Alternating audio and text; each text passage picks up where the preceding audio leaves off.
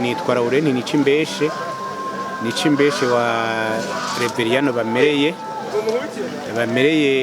wa Muhari ngo yapfuye atabatijwe, Muhari wa Muyogoro wa Bitabara bya Sebinga wa Rushihori, nkabangeza ngaho Rushihori yari yavuye mu Kirundo, hanyuma azanwa nk'inyagano. Hari habaye intambara hagati y'u Burundi n'Ubugesera, hanyuma mu Bugesera baratsirwa Abagesera,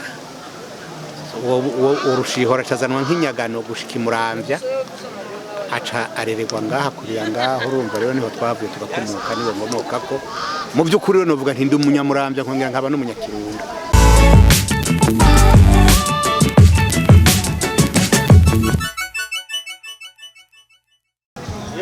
Imiryango mu Burundi cyari ikintu gikomeye ku gihe c'intwaro y'abami.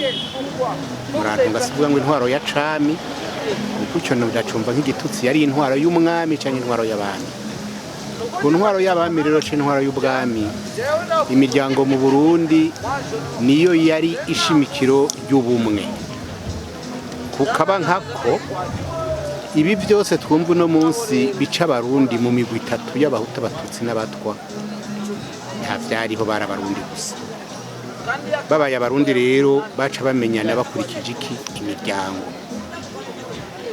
Nk'abo abazungu bafashe bakita ngo n'Abahutu, bakorana mu miryango irenga 160. Hariho abo bise Abatutsi b'Abanyaruguru, bari mu miryango irenga 40, co kimwe n'Abahima. Urumva yuko bavuga ukwabo, kuko na kare itandukaniro ry'umutwa n'umuhutu n'umuhima n'umututsi ryamye.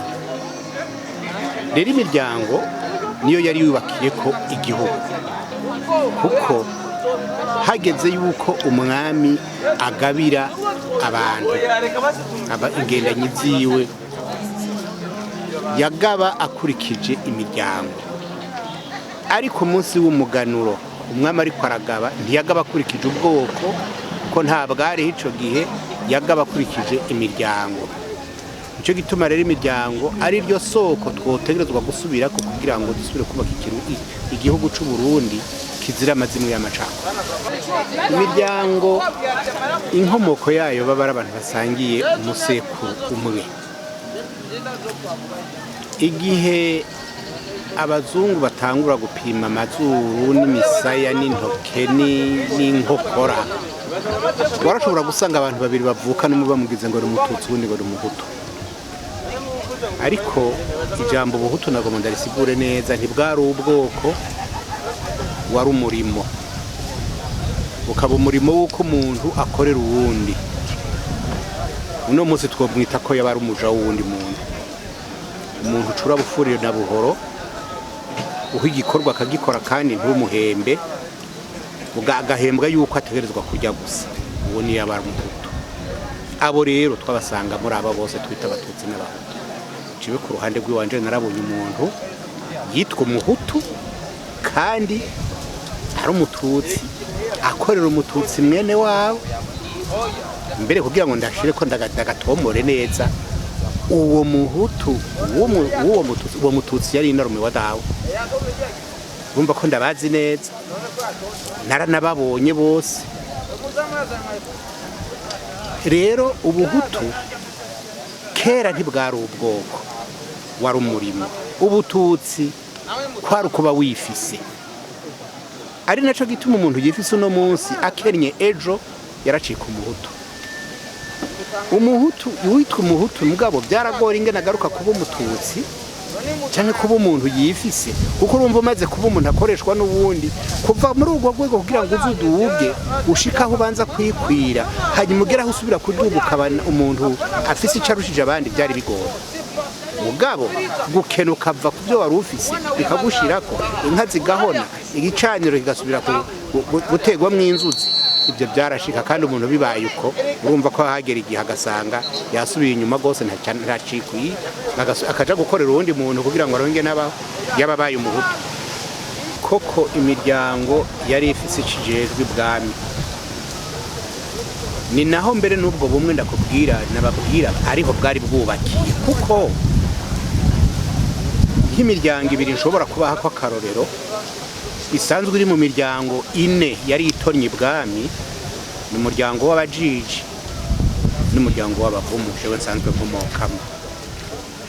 Abavumu ibwami bari bajejwe ubwa mbere na mbere igikorwa cyo kuba ari bo bajejwe Karyenda, ingoma y'umwami Karyenda.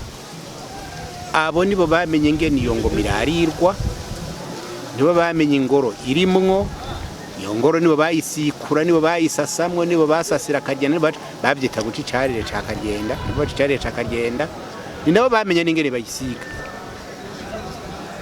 Hanyuma iruhande y'ivyo abavumu mu muryango w'abavumu harimwe bashobora gutorwa bakaba bakame. Byarashika ugasanga mu bavumu niho hatowe abizigirwa b'abakevyi.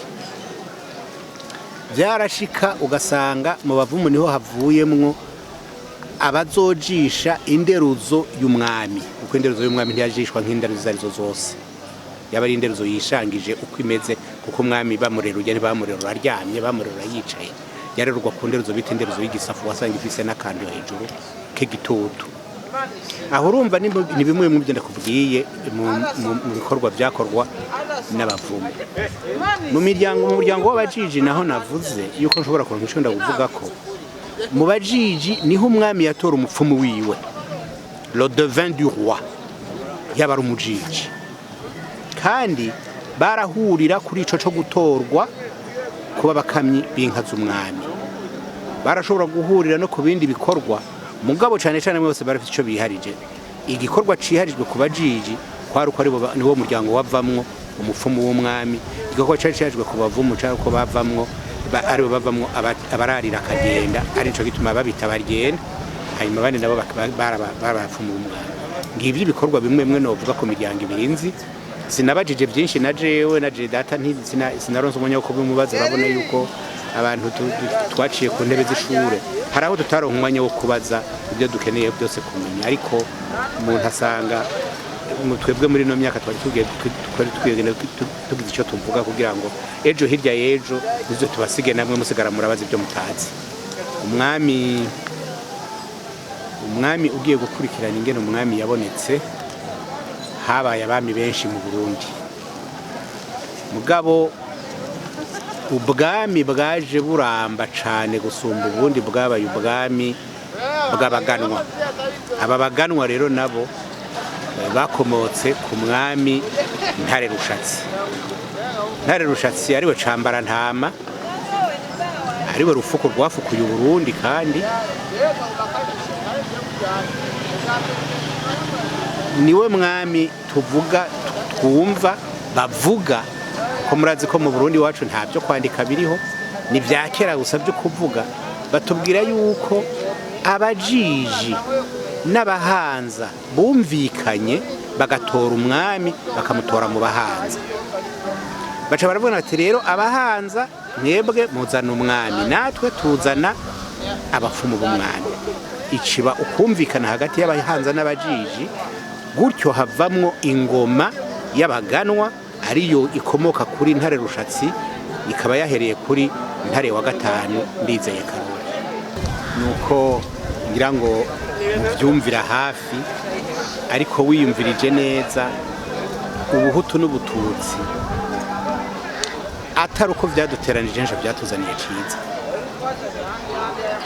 kuko yaba umuhutu yaratunga inka akagabira abandi, yaba uwo twita umututsi no munsi yaratunga inka akagabira abandi. No kuvuga yuko ndakugabiye inkuru witwa umututsi dufata uno munsi ababita abatutsi, nka kugabira inka wahinduka umuhutu wanje, kandi ndi umuhutu nanje. Uri umututsi ukangabira inka, naragaruka nkaba umuhutu wawe. Kumbura nari nsanzwe ndi umuntu, sinari nsanzwe ndi umuhutu, ndi umuvumu, kuko sindi umuhutu wawe sindagukorera. Jewe gushika kugera naruka, umuntu antumye ntabishaka namubwira nti sindi umuhutu wawe. Bisigura yuko ubuhutu yari igikorwa ntibwari ubwoko, ariko kubera ko byatewe mu mitima y'abantu no mu bwenge bw'abantu, mbere bamwe bakaba bishimanarako bakanabigendera bashaka bakabigwanira, ni ikintu kizogora gukora mu mitwe y'abantu. Bisaba ubwa mbere na mbere kutangura kurengera wowe nyene ico bita ubwoko. ukabanza kumva ubwa mbere na mbere yuko hejuru y'uko ubu bwoko umuntu avuka mu gihugu kinaka ufise akaraga ko kuba umurundi. Munsi y'uko uba umurundi rero ushaka kurondera ibindi washaka ushika no ku buhutu birabusha. Ariko sindi mu nzira yo kuvuga ngo tugwanye ubwoko, kuko hari ibyo no hava nsanga zibanganije ntavuze, hari ibyo no hava nsanga zibanganije navuze. Mugabo uko ndavyumva jewe mu mutima wanje nk'umuntu mvuga nti sinivuga ngo naramenye Imana, mugabo nk'umuntu mvuga nti narabatijwe, hariho ico ntegerezwa kurengera. Amabi nabonye naruka nkura gushika ngero no munsi si make, hamwe noba ariyo nshaka kuraga urwaruka canke abana banje naco nzoba ndabamariko, nzoba ndabasubije hahandi nabaye, hahandi hatigeze hagira ico havyara, hahandi hamye ari habi, nukuvuga yuko n'abana banje abuzukuru n'abuzukuruza bazokurira habi. Rero imiryango icikora ico yodufasha no munsi, banze mumenyere mwebwe nyene muri umuryango, hayo imiryango hagati yayo isubire kunga ubumwe, kuko burya hariho imiryango yari isanzwe izwi kwihana abageni. Kare na kare umuntu yapfa hagiye gutora umugeni, sibi by'uno munsi usanga n'abari mu muryango umwe bubakana. Eka harabaho umuryango ugiye kuwusaba umugeni bakubwira ati ntibishoboka, harabaho umuryango ugize uti niho nshaka umugeni ngaha, ari babwira bati n'ubundi hari ngaha. Uno munsi ibyo byarahindutse, ariko kugira ngo tugarukane ka kanovera k'ubumwe bw'ukuri, ubwa mbere no guhera mu nzu, ukava mu nzu ukaja mu babanyi, ukava mu babanyi ukaja mu musangiye umuryango, hanyuma mukazova muri uwo muryango mugenda muja kurondera iyindi miryango kugira ngo n'ubundi musubire kubaka igihugu mwatanguye kubaka umuryango. Jewe nuko ndavyumva, kandi nibaza yuko hamwe twobishobora, abarundi twese tukabishobora, imiryango yose ukwingana, umwe wose ukaja handi ukavuga uti jewe, ukaja hamwe hanyuma ukavuga uti twebwe rero nk'abanaka, jewe ngomba mvuge twe nk'abavumu tugomba dufashanye n'abandi yindi miryango kubaka igihugu kizira amazimwe y'amacakubiri. Birashoboka. Umugani w'umukuru w'igihugu ati turi kumwe twese birashoboka.